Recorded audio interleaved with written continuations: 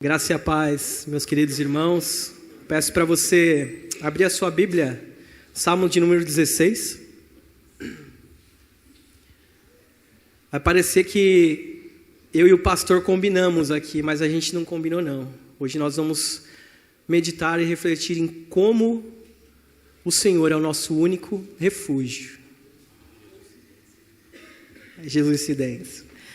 Salmo de número 16. Diz assim a palavra do Senhor: guarda-me, ó Deus, porque em ti me refugio. Digo ao Senhor, tu és o meu Senhor, outro bem não possuo senão a ti somente. Quanto aos santos que há na terra, são eles os notáveis, nos quais tenho todo o meu prazer. Muitas serão as penas dos que trocam o Senhor por outros deuses.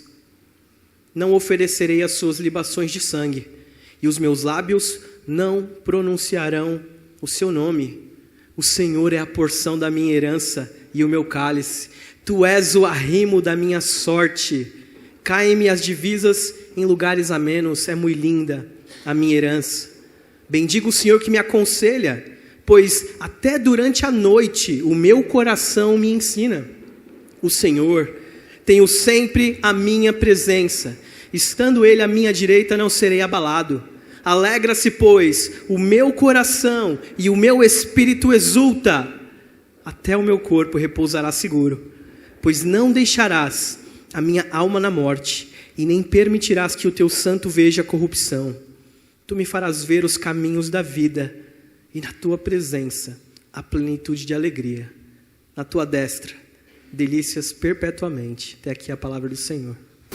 Eu estava fazendo uma pesquisa essa semana e nunca houve um número tão grande de pessoas refugiadas no planeta como o número que nós temos hoje em dia. Foram diversas guerras aí no Oriente Médio, e hoje a gente sabe daquela guerra que tem também entre a Rússia e a Ucrânia. Só para vocês terem uma noção, são mais de 100 milhões de pessoas refugiadas. 100 milhões de pessoas que precisaram deixar a sua casa, deixar a sua pátria, fugir daquele lugar para encontrar refúgio, para encontrar abrigo, para encontrar um lugar seguro. A cada 3 segundos, uma pessoa sai da sua casa em busca de refúgio. É verdade que a gente encontra isso no cenário mundial, mas de certa forma, muitos irmãos nossos, ao longo da história, precisaram também fugir, buscar refúgio, buscar um lugar onde eles encontravam segurança, descanso. De certa forma, eu e você também não estamos na nossa pátria, também não estamos morando no lugar a qual verdadeiramente pertencemos. A Bíblia várias vezes diz que nós somos estrangeiros nessa terra. E estrangeiros nessa terra, como estrangeiros nessa terra que somos, vamos sofrer perseguições, vamos sofrer ataques, porque muitas vezes a cultura do mundo em que a gente vive, ela é contrária a nós, entra em choque. E muitas vezes nós precisamos também deixar o lugar onde estamos e buscar refúgio, buscar abrigo, seja emocionalmente, seja fisicamente, ou até mesmo espiritualmente. Onde você encontra refúgio? Quando você passa por momentos difíceis, para onde você corre para encontrar verdadeira segurança? Deus é citado 16 vezes nesse salmo, mostrando que não apenas os olhos, mas principalmente o coração de Davi estava fixado em Deus, nesse único Deus, a quem ele clamava por refúgio, abrigo e proteção. Essa noite eu quero meditar com você nesse tema. Deus é o nosso único refúgio. Deus é o nosso único refúgio, mas além disso, Ele é o nosso deleite nessa vida. Ele é a nossa segurança na morte. Ele é o nosso deleite aqui nessa terra, nessa vida, terrena e passageira, mas Ele é principalmente a nossa esperança em tempos de morte. Peço para que você olhe o versículo 1 comigo. Ele diz: guarda-me, ó Deus, porque em ti me refugio. Ele se dirige a esse Deus que é o soberano Senhor, o dono de todas as coisas. É verdade que o rei de Israel, o ofício de rei, ele estava muito ligado à função de proteção. Davi por si só tinha a tarefa de guardar e de proteger o seu povo.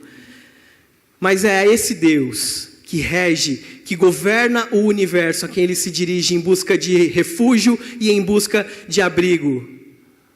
Como um guarda, como quem busca por um guarda, como quem busca por um pastor, ele busca por Deus, por proteção. Eu só encontro refúgio em ti. Eu só encontro o meu abrigo em ti. Mas eu quero que você pense comigo, porque Davi era rei em Israel, certo?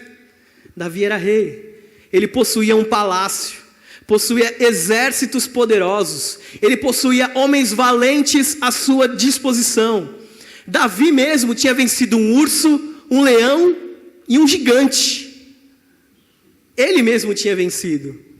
Mas nem a sua força, nem a força das suas fortalezas, nem a força do seu exército eram suficientes para que Davi encontrasse descanso e refúgio verdadeiro. Ele precisa olhar para o Senhor e encontrar no Senhor.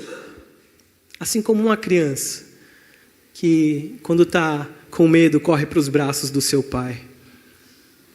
O único lugar em que ele encontrava refúgio verdadeiro era na presença do próprio Deus. E onde você busca refúgio?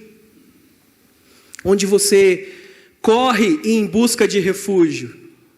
Eu quero que você responda essa pergunta para si mesmo de qualquer maneira, porque como bons crentes a gente sabe como responder. A gente vai dizer: não, eu corro para Deus, o meu refúgio é Deus. Mas eu pergunto para você na prática, quando as coisas apertam, quando você realmente precisa de alguém para livrar você da sua dor, da sua angústia, da sua aflição, a quem você recorre de verdade? Na prática. Será que é mesmo a Deus? Será que é a Ele mesmo que você vai atrás? Será que você não confia, de repente, nos seus bens? De repente, na força do seu braço? Na sua inteligência?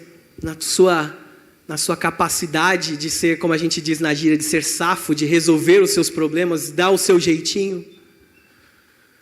O salmista encontra o seu único refúgio, não nas suas capacidades e nem na de ninguém, mas somente na do Senhor. Ele vai dizer: eu digo ao Senhor, tu és o meu Senhor. Eu não sei como está aí na sua Bíblia, mas na versão que eu tenho aqui na revista atualizada, aparece essa palavra Senhor 2 vezes. Uma delas está com a letra toda maiúscula, não sei se a sua Bíblia está assim também. E a outra vai ter Senhor apenas com a primeira letra maiúscula e as outras minúsculas. Está assim na sua Bíblia também? Sabe por que tem essa diferenciação? Porque Davi, ele está fazendo isso de propósito mesmo. Quando a gente vê na nossa Bíblia aí escrito Senhor com todas as letras aí em caixa alta, em caps lock, quer dizer, o nome de Deus, Yahvé, o Deus da aliança, o Deus que tinha firmado uma aliança com Israel. Então ele diz: eu digo a Yahvé, tu és o meu Senhor. Eu digo a Yahvé, tu és o meu Senhor. Sabe por quê, meus irmãos? Porque muitas vezes nós dizemos que cremos em Deus. Muitas vezes nós dizemos que acreditamos em Deus. Mas Deus não é o nosso Senhor. Deus, de fato, não é aquele que guia a nossa vida, que guia o nosso caminho, que guia o nosso coração, as nossas vontades, os nossos desejos, os nossos planos. Então vai muito mais do que dizermos com palavras que eu amo a Deus, que Deus é o meu Senhor. Ele está dizendo: o governo da minha vida pertence a Yahvé, pertence ao Deus da aliança, o Deus que firmou uma aliança comigo e com o seu povo. E ele diz: eu não possuo outro bem, senão a ti somente. Olha que coisa maravilhosa. Como eu disse, Davi tinha muitos bens, era riquíssimo. Se você parar para ver a quantidade de ouro, de prata, e de todo tipo de material para a construção do templo, você vai ver a quantidade exorbitante de dinheiro que ele tinha. Mas na hora de ele dizer que verdadeiramente era o seu bem, o seu tesouro, algo de valor, ele diz: eu não tenho outro bem senão o Senhor. Como se fosse um baú mesmo. E tudo o que pudesse caber dentro daquele baú era o Senhor. Apesar dele ter todas as suas riquezas, apesar de toda a sua capacidade, o único bem que eu possuo é Yahvé. Eu não tenho nada além dele, eu não possuo nada além dele. Isso ensina muito para a gente também, sobre onde temos depositado o nosso tesouro. A Bíblia diz: onde está o teu tesouro, ali está também o teu coração. O que tem sido bênção para você? O que é que você possui, que você considera de grande valor para você? Algo que você, no seu coração, no seu mais íntimo ser, você diz: eu não posso viver sem isso. Davi está dizendo: eu não possuo outro bem senão ao Senhor. Meus irmãos, isso ensina algo para a gente, porque muitas vezes buscamos tantas coisas na nossa vida, corremos atrás de tantas coisas, buscamos, como diz na Bíblia, ganhar o mundo. Mas o que adianta você ganhar o mundo e perder a sua alma? Nós precisamos aprender com as palavras de Davi. Precisamos olhar para Deus e enxergar nele o nosso único bem, a nossa única fonte de riqueza verdadeira. O nosso coração precisa aprender a descansar e a confiar e a ter satisfação nele, de saber que ele é verdadeiramente tudo o que nós precisamos e tudo o que nós possuímos de verdade, de fato. Porque deixa eu falar uma coisa para você: você não tem nada que o Senhor não tenha te dado. Você não tem conquistado nada, seja por seus méritos, ou seja por graça, alguém tendo dado para você que não tenha vindo por meio do Senhor. A tua capacidade, o teu emprego, a tua estabilidade, a tua paz, o teu sossego, tudo isso é bênção do Senhor. Mas foram coisas que Deus deu para que a gente desfrutasse dessa vida, não para que nós fizéssemos dela os nossos deuses, o nosso único bem. É por isso que ele diz: eu não possuo outro bem senão a ti somente. Ele verdadeiramente encontrava em Deus o seu único deleite, o seu prazer verdadeiro. E olha como ele continua aqui em um contexto de culto. Ele vai dizer: quanto aos santos que há na terra, são eles os notáveis, em quem eu tenho todo o meu prazer. A confissão dele continua direcionada para Deus. E ele fala aqui: aos santos que estão na terra. Ele fala ao povo de Deus, à igreja do Senhor. São eles os notáveis, são eles os gloriosos, em quem eu tenho todo o meu prazer. Veja, ele não está querendo dizer aqui que você precisa ser aquele cara doido que se isola totalmente do mundo e vive de segunda a domingo na igreja. Não é isso que ele está dizendo. O cristão, ele é chamado para, como nós estamos estudando na EBD, se você tiver interesse, venha. O cristão é alguém chamado para influenciar a cultura onde ele vive. Mas nós não podemos perder de vista que o povo com o qual nós vamos passar toda a eternidade é a família dos santos que há na terra. É o povo de Deus, o povo escolhido de Deus, a igreja do Senhor. Como diz lá no Salmo 133, como é bom e agradável viverem unidos os irmãos. E eu chamo a sua atenção para essa palavra que ele diz, os notáveis. A gente pode ver ela também como os gloriosos. Glória, gente, é uma atribuição totalmente divina. É uma atribuição totalmente do Senhor, de Yahvé. Mesmo assim, Davi olha para o povo de Deus, ele já olha com uma visão totalmente futura acerca da glorificação que ele terá junto aos seus irmãos na glória com o Senhor. Ele já vislumbra hoje, no tempo presente, a vida eterna que ele terá ao lado dos seus irmãos, na glória com o Senhor. E como nós perdemos essa perspectiva escatológica. Em vários versículos da Bíblia, nós somos chamados como o povo que espera. Paulo diz isso, nós somos o povo que espera, o povo que aguarda. Mas a igreja perdeu a vinda do Senhor, a volta do Senhor para restaurar todas as coisas de vista. Nós temos nos envolvido com tantas coisas e esquecemos que o lugar em que vamos passar a eternidade é junto dos irmãos, junto dos santos que há na terra. Por outro lado, tem repúdio para com os idólatras. É difícil nos tempos de hoje, nesse tempo de inclusão que a gente vive, encontrar versículos tão fortes como o de Davi aqui. Porque ele diz, muitas serão as penas dos que trocam o Senhor por outros deuses. E olha que forte, eu não oferecerei as suas libações de sangue. E os meus lábios não pronunciarão o seu nome. A visão de Davi acerca da idolatria, ele não está falando de gente do mundo. Esse salmo, ele era cantado em um contexto de culto de Israel. Então ele se dirigia aos seus irmãos, sim. Ele está dizendo a esses idólatras, que ele possui uma visão completamente diferente. Existiam aqueles que, mesmo sendo do povo de Deus, mesmo pertencendo ao povo de Deus, quando as chuvas cessavam, vocês sabem, eles viviam em uma região árida, quando as chuvas cessavam, eles faziam todo tipo de artimanha para conseguir a colheita, para conseguir o seu sustento. E em vez de depositar a sua confiança no Senhor, o seu refúgio no Senhor, essas pessoas, esses crentes, eles corriam atrás de outros deuses. Como diz a Bíblia, os seus pés se apressavam atrás de outros deuses. Deuses para a fertilidade do campo, deuses para a colheita. Tantos deuses quanto o coração deles conseguia fabricar. Porque em algum momento, o temor do seu coração era maior do que a sua confiança em Deus.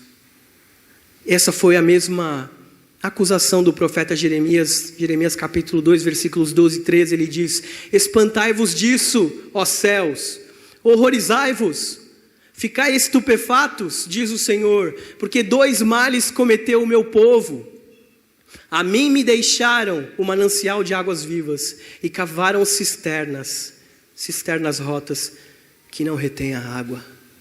Ele está dizendo, vocês estão procurando água em um lugar seco, em um lugar árido. Vocês estão buscando satisfação em algo que nunca vai trazer aquilo que o teu coração espera. A expectativa que está dentro do seu coração. É por isso que Davi se recusa a compactuar com essas pessoas. Ele diz, meus lábios nem pronunciarão o seu nome. Porque ele entende que apesar das dificuldades que ele viveu, dos problemas, das ameaças de morte, da fome, ele nunca abandonou o Senhor. Ele nunca deixou que outra coisa, além do Senhor, fosse o seu refúgio. Outro motivo que ele nos dá, ele fala, o Senhor é o nosso tesouro. Olha o versículo 5 e 6. O Senhor é a porção da minha herança e o meu cálice. Tu és o arrimo da minha sorte. Caem minhas divisas em lugares amenos. É muito linda a minha herança. Essa expressão, o Senhor é a porção da minha herança e o meu cálice, e tu és o arrimo da minha sorte, mostram a graça de Deus sobre a vida de Davi. São figuras de bênção e são figuras de provisão. E quando Davi fala acerca de cálice e de porção, ele está se referindo diretamente às necessidades que Deus supre no nosso dia a dia. Foi isso que o nosso Senhor Jesus nos ensinou a fazer também. O pão nosso de cada dia nos dai hoje. Você já reparou que ele não pede para você pedir o pão da semana? O pão do mês? O pão do ano? Mas é o pão nosso de cada dia. Sabe o que a gente aprende disso? Que nós precisamos, dia após dia, refeição após refeição, reconhecer a nossa dependência do Senhor. Reconhecer que o meu sustento, reconhecer que o meu cuidado está nas mãos do Senhor, pertence ao Senhor. Não é à toa que ele diz, não andeis ansiosos com coisa alguma. Se Deus veste a erva do campo, se Ele cuida das árvores do céu, quanto mais Ele vai cuidar de você, homem de pequena fé. Deus cuida de nós. E não é à toa que o próprio Jesus usa essas mesmas figuras, comida e bebida, pão e vinho, para representar a provisão máxima daquilo que Ele faria pela gente na cruz. Ele derramou o seu próprio sangue. Ele cessou de vez a minha e a sua única necessidade, a necessidade que tínhamos de sermos reconectados com Deus, de sermos ligados mais uma vez com Deus. A Santa Ceia é um momento para que a gente lembre disso. O sangue que Ele verteu em nosso favor e a salvação que nos aguarda no tempo vindouro, quando o nosso Senhor retornar. Mas Ele vai dizer também, o Senhor, Tu és o arrimo da minha sorte. Em outras palavras, Ele está dizendo, o Senhor é o fundamento, o Senhor é a base de tudo o que acontece na minha vida. Você já parou para pensar nisso? Que Deus é a base, é o fundamento de tudo o que acontece na tua vida. Sejam as coisas boas, sejam as coisas ruins. É o Senhor quem é o fundamento da tua vida, a base da tua vida. É Ele quem está por trás de tudo o que acontece, na sua soberania, no seu poder, na sua graça. E Davi entendia que, às vezes, passar necessidade, ser perseguido por reis malucos fazia parte da provisão de Deus para a sua vida.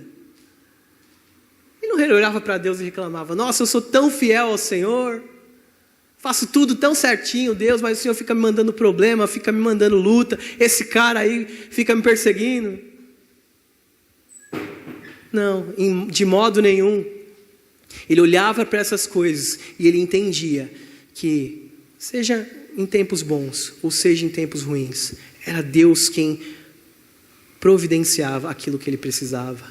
Ele diz, caem-me as divisas em lugares amenos, é muito linda a minha herança.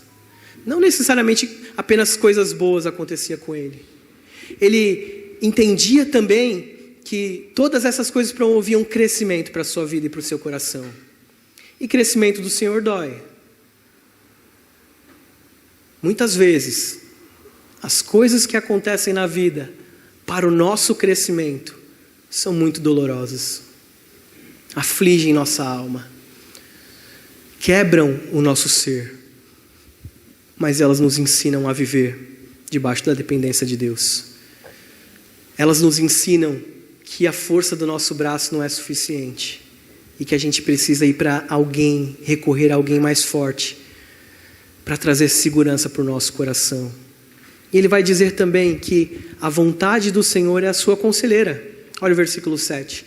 Bendigo o Senhor que me aconselha, pois até durante a noite o meu coração me ensina. Veja, Deus não cuida apenas das nossas necessidades materiais. Ele não cuida somente daquilo que a gente precisa comer ou vestir, mas Ele cuida das nossas necessidades espirituais também. Bendigo ao Senhor que me aconselha. Eu continuamente me lanço em adoração ao Senhor, a esse Senhor que me aconselha. Bendizer, quando nós bendizemos ao Senhor, quando nós nos dirigimos ao Senhor dessa forma, nós o fazemos em reconhecimento, como o Marcão frisou aqui, a quem Ele é. É uma posição que o nosso coração se coloca em submissão à grandeza, à autoridade, à bondade e ao amor de Deus sobre nós. Ele tem sido tudo isso, o nosso sustento, a nossa provisão, mas Ele tem sido o nosso conselheiro também. Até durante a noite Ele vai dizer, o meu coração me ensina. E não há nada de fácil demais aqui nessa orientação de Deus. Do lado de Deus é mais um aconselhamento do que ordem para nós. E do nosso lado deveria ser um tipo de esquadrinhar o coração, um tipo de olhar para dentro de si, como a gente diz, nos colocarmos diante do espelho, a partir da palavra de Deus, para verificarmos o caminho no qual temos andado, para verificar se nós temos sido coerentes com a nossa fé, se o nosso caminhar tem agradado a Deus, ou se eu virei um crente nominal, que vem aqui, participa das reuniões, toma a Santa Ceia, canta os louvores, mas esse momento de domingo não passa de mais como se fosse um tempo de lazer, sabe? Ah, não, porque aqui na igreja, hoje eu saí bem. Não, tá certo, você precisa sair bem daqui. É o próprio Senhor falando ao teu coração por meio da sua palavra, mas tem que ser muito mais do que isso. Tem que ir além disso. Precisamos olhar de verdade para o nosso coração, para o nosso caminhar, esquadrinhar o nosso coração e ver se temos seguido a Deus ou se temos seguido nossa própria vontade. Davi não parte aqui da sua imaginação, Davi não parte dos seus sentimentos, das suas reflexões, mas ele parte do próprio Senhor. Ele sabia que precisava de conselho, principalmente quando ele estava em pecado. E Davi, apesar das suas falhas, apesar das suas iniquidades, ainda que ele permanecesse algum tempo cego, afastado da vontade do Senhor, ele sempre voltava o seu coração em arrependimento. Não é à toa que ele é chamado de o homem segundo o coração de Deus. E nós também podemos ter essa segurança no Senhor, porque Ele cuida da nossa vida espiritual. Ele cuida do nosso ser.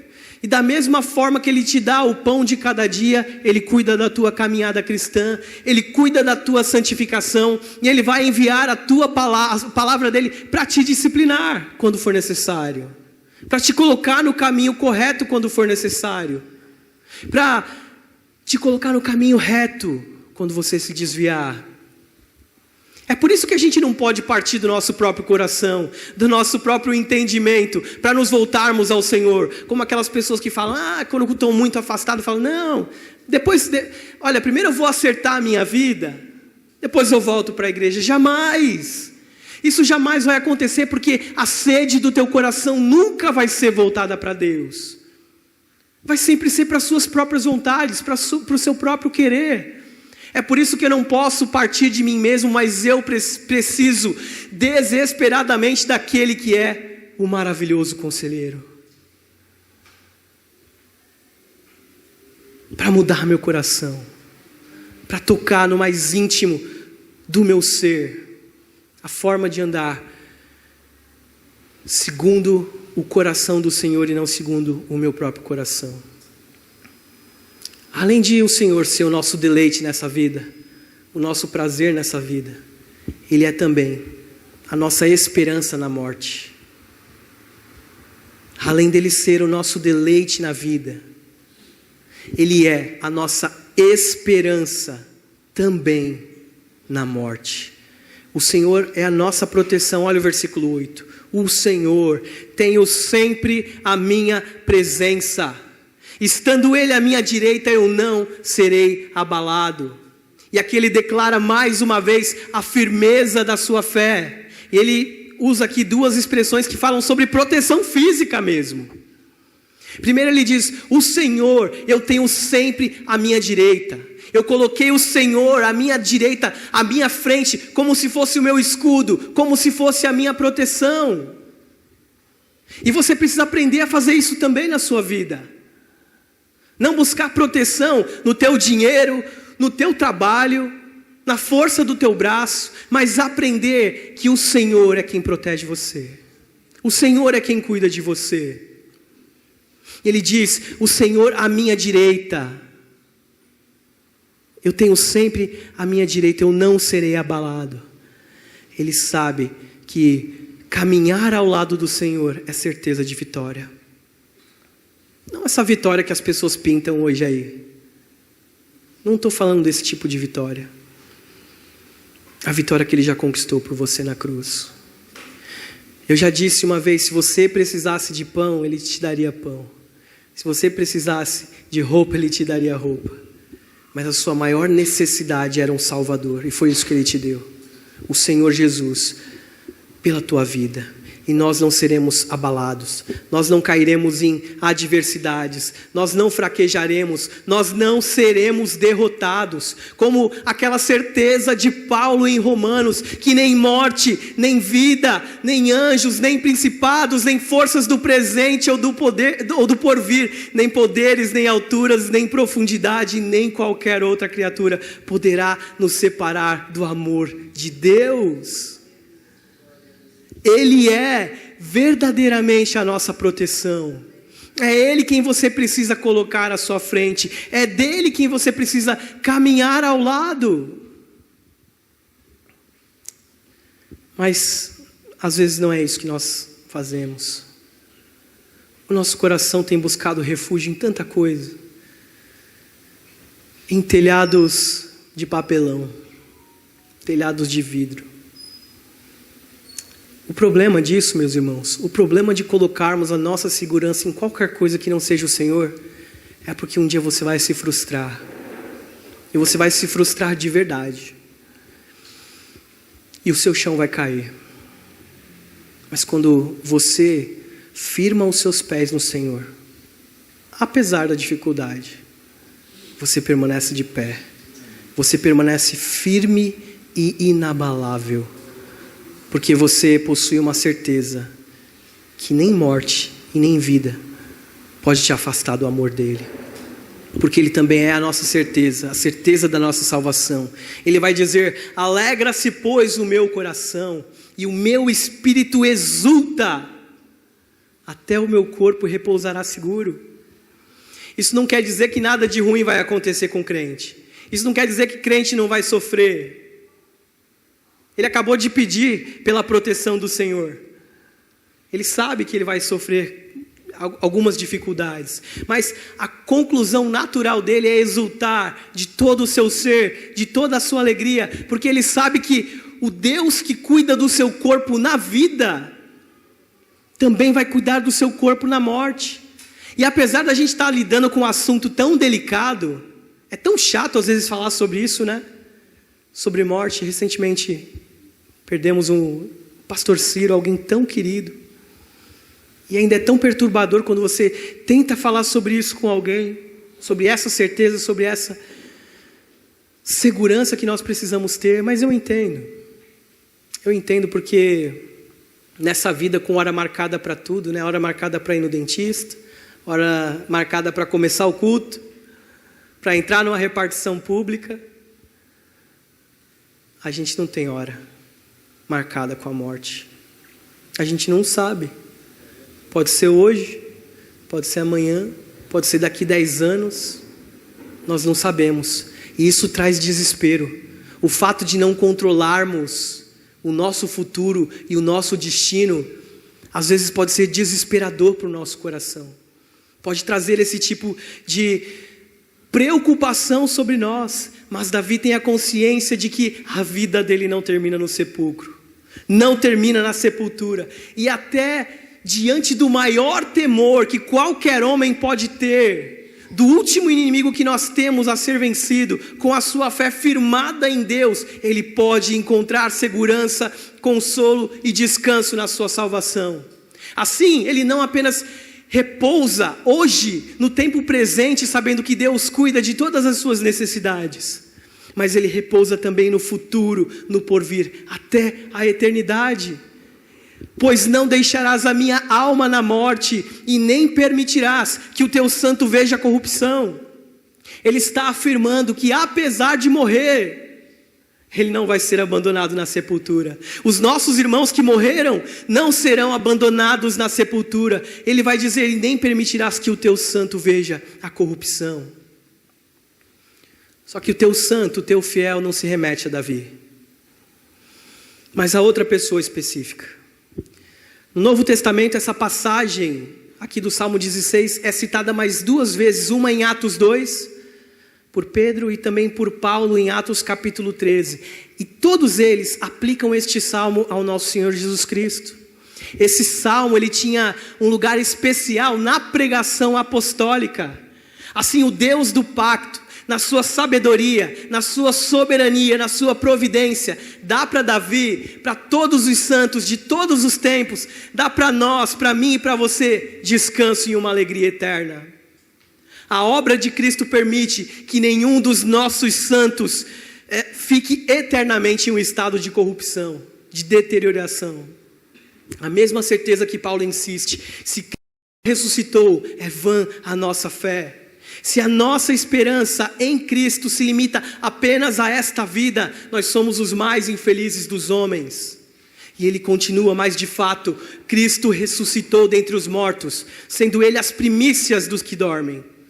Visto que a morte veio por um homem, também por um homem veio a ressurreição dos mortos. Porque assim como em Adão todos morrem, assim também todos serão vivificados em Cristo. Porém, cada um, por sua própria ordem. Cristo, as primícias, e depois os que estão em Cristo, na sua vinda. E então virá o fim, quando ele entregar o reino ao Deus e Pai, quando houver destruído todo o principado, bem como toda a potestade e poder, porque convém que ele reine até que haja posto todos os inimigos debaixo dos pés. O último inimigo a ser destruído é a morte, porque todas as coisas sujeitou debaixo dos pés. E quando ele diz todas as coisas lhe estão sujeitas, certamente exclui aquele que tudo lhe subordinou.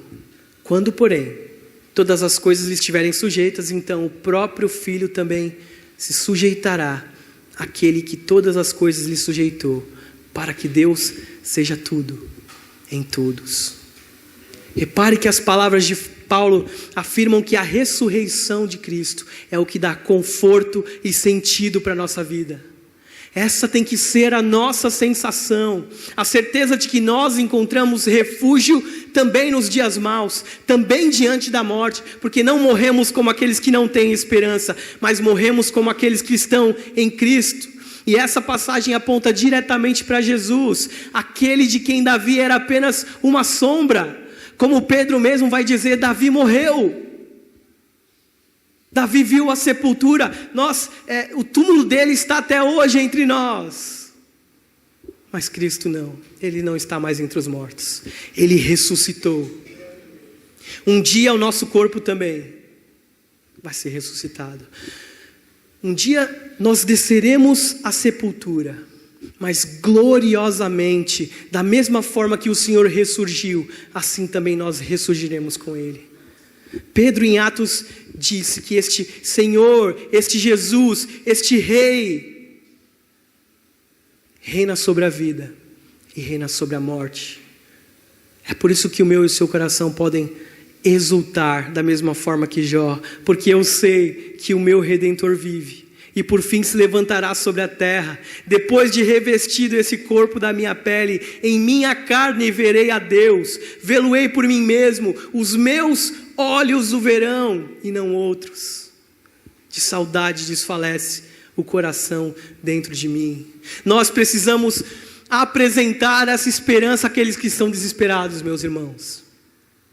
Precisamos apresentar que há esperança em Jesus Cristo, que há uma certeza da vida eterna, como diz no versículo 11, tu me farás ver os caminhos da vida, na tua presença, a plenitude de alegria, e na tua destra, delícias perpetuamente. Olha que coisa maravilhosa, olha o brado de alegria, de exultação de Davi, da certeza, o Senhor é quem vai me fazer ver. Não são os olhos de Davi quem enxerga, mas o próprio Deus é quem faz Davi ver os caminhos da vida, enxergar os caminhos da vida. Na na tua presença há plenitude de alegria. E aqui algo brilhante, intenso, é uma emoção do coração dele aplicada a esse estado de espírito de Davi. Com a certeza que ele tem, essa plenitude, essa completude de alegria, essa completude de satisfação, que até nos remete ao Salmo 23. O Senhor é meu pastor, e eu já não tenho falta de mais nada. Eu não preciso de mais nada. A presença de Deus está sendo desfrutada por Davi, mas ela não para na vida dele. Acompanha ele até a eternidade. Na tua destra, delícias perpetuamente. Mais uma vez aqui é a palavra destra. Davi se colocando aqui à direita de Deus, à destra de Deus, mais como proteção divina. Ele sabe que o seu coração pode descansar em paz, porque mesmo na vida ele encontra sua proteção e seu refúgio. Mas ele sabe que, apesar do pior, o seu coração pode descansar também nos tempos maus e nos dias maus. Os refugiados do Oriente, da Síria, da Ucrânia vão continuar fugindo, vão continuar saindo da sua pátria e buscar refúgio e consolo em um lugar que vai se desfazer, em um lugar que não é completo. Mas eu e você temos a presença do Senhor, temos a companhia do Senhor e a certeza que, apesar de vida e apesar de morte, nós podemos exultar de alegria, porque não vamos ficar parados, não vamos ficar na sepultura. O nosso Senhor vai nos ressuscitar, vai refazer novas todas as coisas. Um dia as lágrimas dos nossos olhos cessarão, um dia a dor cessará, e essa luta nossa contra o pecado, contra as nossas dores e aflições, finalmente terão um fim. E o que vai restar para mim e para você são delícias eternas ao lado do teu próprio Senhor. Você vai vê-lo face a face e você vai poder repousar seguro para toda a eternidade, em nome de Jesus. Que o Senhor nos dê essa confiança e essa certeza de encontrar apenas nele o nosso único refúgio e o nosso único descanso, em nome de Jesus. Que o Senhor te abençoe. Senhor, nós te louvamos e te agradecemos pela tua muita bondade, pelo teu amor. Te louvamos pela tua grandiosidade. Te louvamos pelo teu cuidado. Te agradecemos, ó Deus, porque de longe o Senhor nos fez te ver, dizendo: com amor eterno eu te amei. Por isso, com benignidade eu te atraí. Tu és meu. Obrigado, ó Deus, porque em ti encontramos refúgio. Refúgio para as nossas vidas. Refúgio para os nossos traumas. Refúgio para os anseios, temores, angústias. Obrigado porque em ti encontramos solução, salvação, cura, regeneração. Obrigado, Deus, pela tua presença em nossas vidas. Em nome de Jesus.